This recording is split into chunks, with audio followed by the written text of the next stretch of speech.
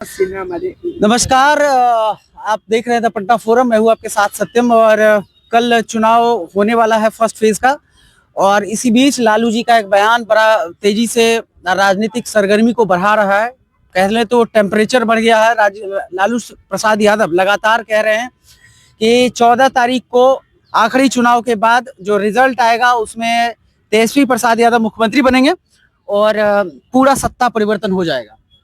आप लोग कहाँ रहिएगा, बीजेपी वाले कहाँ रहेंगे? कहीं जगह वगह देखें दिल्ली उल्ली में? बिहार में तो अब सत्ता परिवर्तन हो रहा है, तेजस्वी यादव मुख्यमंत्री बन रहा है। आपका कहना बिल्कुल सही है, लेकिन तेजस्वी 9वीं फेल को अब बिहार की जनता नकार चुकी है पूरी तरह से। किसी तरह से वो लोग अपनी साख बचाएं। 9वीं फेल से ऊपर कुछ उठिए ना, ये तो बात बड़ा पुराना हो गया। बातें 9वीं नहीं, वो ऊपर उठने की बात अलग है। काश वो 10वीं पास कर जाए तो हम लोग भी ऊपर उठ जाएंगे। अगर वो मैट्रिक पास कर जाएं तो हम लोग भी उनको थोड़ा और इज्जत देने लगेंगे। और बात ये नहीं मैं कह रही 9वीं फेल पे भी चर्चा भी नहीं करनी है। अभी चर्चा इस बात पे आपका जो प्रश्न है, तो हमको इस बात पे चर्चा करनी है कि लालू यादव तो कुछ भी कहें, लालू यादव की वो बेचारे दया आती है मुझ पे। एक समय उन्होंने कम से कम लोगों को, जो हमारे निचले तबके के लोग थे, जो हमारे ऐसे लोग थे जो दबे कुचले थे, उनको आवाज दी थी। लेकिन बस आवाज दी, उसके बाद उन लोगों को किरासन तेल बना के ही इस्तेमाल करना शुरू कर दिया लालू जी ने। अच्छा। ये उनका मतलब ये है कि किरासन, और उनको लगता है कि अभी भी लोग किरासन तेल, अरे भैया आपने 20 साल तक 15 साल तक बहुत ही मतलब बुरी तरह लोगों को रौदा, आपने अपने परिवार के सिवा कुछ नहीं सोचा। और आज जब आपका पांव कब्र में लटका हुआ है तो भी आपको परिवार ही सोच रहा है। आपको बिहार की जनता के लिए थोड़ा भी दर्द नहीं है। आप आज भी अपने 9वीं फेल बेटे की बात सोच रहे हैं। आप क्यों नहीं किसी पढ़े लिखे यादव का नाम हाईलाइट कर रहे हैं? किसी पढ़े लिखे समझदार, एक मिनट, किसी पढ़े लिखे समझदार यादव को भी तो मुख्यमंत्री बना। ठीक है, आप अपना जाति ही पकड़े रहिए, आप बिहार को बदनाम करते रहिए जात धर्म ये वो में बांट के। वही आपने किया है और आपसे कोई और उम्मीद नहीं है। हर गिमिक से लोग खेलते हैं। इनके बेटे बोल रहे हैं कि 14 को वो बन जाएंगे और 14 जनवरी के बाद 30-30 हजार रुपए कहाँ से देंगे?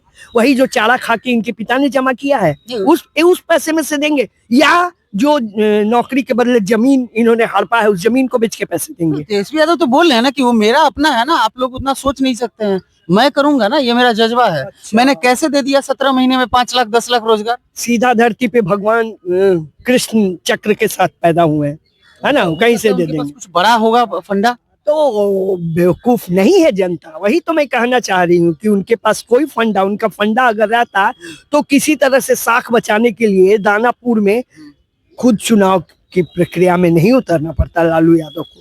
लालू यादव जो बेचारे चलने के काबिल नहीं है, उनको भी उनके बच्चों ने तबाह करके पहले अपना घर संभाले। ये कहते हैं कि लालू जी कहते हैं कि तेजस्वी यादव 14 तारीख के बाद मुख्यमंत्री 14 को बनने ही वाले हैं।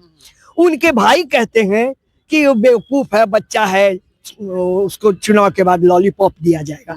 किसकी बात माने हम, किसको समझे कि परिवार के लोग इस तरह की बात कर रहे हैं? बड़ा भाई बाप के तुल्य होता है, और बड़ा भाई खुद कह रहा है कि लालू यादव के बारे में तो वो चर्चा नहीं करता, फिर मतलब कम से कम उसकी आंखों में तो इतनी शर्म है, लेकिन वो तो कह रहा है, आज कल ही का उसका वक्तव्य है कि तेजस्वी बच्चे हैं, चुनाव के बाद उनको लॉलीपॉप थमा दिया जाएगा। और सच्चाई भी यही है, तेजस्वी बच्चे नहीं है, श्रूड है, मूर्ख है और शैतान भी है। उनको पता है कि वो कुछ नहीं कर पाएंगे, लेकिन वो आज भी लोगों को इस्तेमाल कर रहे हैं। अब जनता जाग चुकी है। देखिए, मैं एक एक चीज बताऊंगी। इधर चुनाव के दरमियान मैं कई जिले में जा रही हूँ और मुझे बहुत आश्चर्य लगा यंग बच्चों को। देखिए, युवाओं की ही पसंद वो अपने आप को बोलते हैं ना, पर युवाओं की पसंद मैं थोड़ा शेयर करना चाहूंगी।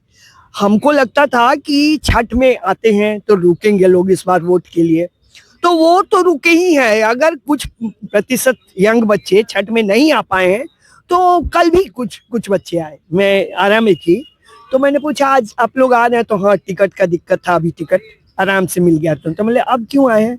तो हम वोट देने आए हैं, हम बदलाव चाहते हैं। तो किसको बदलाव? तो बदलाव के लिए तो सीधा समझ में आता है कि बदलाव के लिए कौन काम, मतलब वो जनसुराज को वोट देने आए हैं। लोग त्रस्त हो चुके हैं। आप मेरी बात को मानिए सत्यम जी, कि लोग एकदम त्रस्त हो चुके हैं। अब नहीं, 20 साल, 15 साल, 35 साल, बहुत लोगों की जवानी निकलने लगी है 40 में पहुंच के। तो अब लोग नहीं, बिल्कुल समझ चुके हैं कि ये कितना भी नाटक नौटंकी करें, इनकी बातों में सच्चाई नहीं है, इनके मन में किसी के लिए दर्द नहीं है, ये सिर्फ परिवारवाद की राजनीति करते हैं और यही करते रहेंगे। इसलिए जनता जाग चुकी है। वो अपने बच्चों को पढ़ाना लिखाना चाहती है, वो अपने बच्चों का रोजगार चाहती है, वो अपने बच्चों का पलायन बंद करना चाहती है। आप टीवी देखती हैं?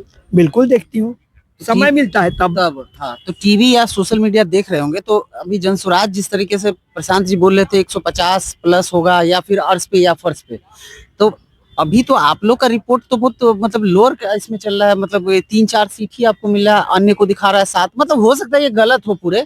जनता कभी कभी मन में कुछ रखती है, दिखाती कुछ और है, ठीक है, देखिए वो खुलना नहीं चाहती। देखिए, हमारा एक बहुत ही मशहूर नारा है जो मैंने अभी इस्तेमाल भी किया है चुनाव के दरमियान, कि कहीं कहीं लोग जो है, हमारा जो एरिया है, अब देखिए मैं दानापुर का एग्जांपल देना चाहूंगी।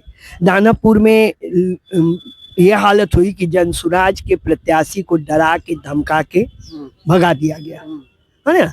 तो अब हमारे पास एक ही नारा है, आपको दिखेगा कुछ होगा वही जो लोगों के मन में है, चुप्पे चापे बस्ता छाप, चुपचाप बस्ता छाप।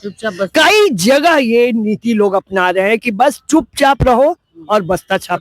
कल के बाद तो रुझान आना शुरू हो जाएगा ना? बिल्कुल बिल्कुल आएगा और आपको दिखेगा, बिल्कुल दिखेगा। तो उम्मीद में है। इंदु जी हमारे साथ थी और सीधे तौर पे इंदु सिन्हा जी का कहना है कि चुपचाप बस्ता छाप, मतलब कि जनसुराज परिवर्तन के दौर में है और जनसुराज कितना परिवर्तन ला पाएगी, सरकार में कितने सीटों पे रहेगी, बहुमत में रहेगी, अलायंस करती है, बहुत सारी चीज है। राजनीतिक में वादे और कस्मों के कोई जगह नहीं होता है, लेकिन वेट कीजिए 14 तारीख तक। बीच बीच में जो होगा मैं आपको दिखाते रहूंगा, हम लोग बात करेंगे, संवाद करेंगे, जुड़े रहेंगे एक दूसरे के साथ।